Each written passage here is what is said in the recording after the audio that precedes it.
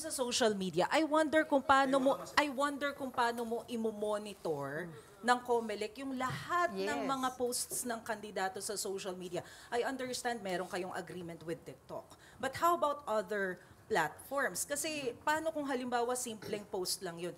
At saka ang daming mga text messages from mga kandidato na don't forget o kaya yung mga ganyan na Merry Christmas and a Happy New Year from Congressman Chuva Chuva. Parang yun. Actually, napakaganda nung in-offer sa atin ng TikTok at nagkaroon na rin po kami ng agreement naman doon sa dalawa pang malalaki katulad ng X and Meta and Google. So kahit paano doon, pwede namin gawing basihan na yon. Sila naman na nag-commit. In fact, katulad sa TikTok, they will not allow the so-called yung political ads, hindi nila papayagan. Absolutely. Prohibited. Pwede.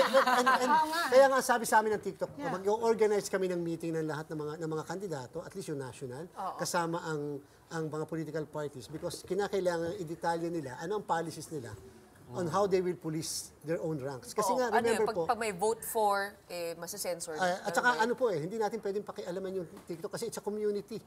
Wala naman tayong social media regulation. First time yan? Yung sabi niya, yung paano pag sumasayaw. May suot na t-shirt. May pangalan lang ng kandidato. Nothing else. Kahit baller ID na. Sa bandang huli, ang responsible dyan, si TikTok. We can always call the attention of TikTok and nobody nga po can prevent TikTok from taking down. Nasa kanya yun, nasa power niya yun eh.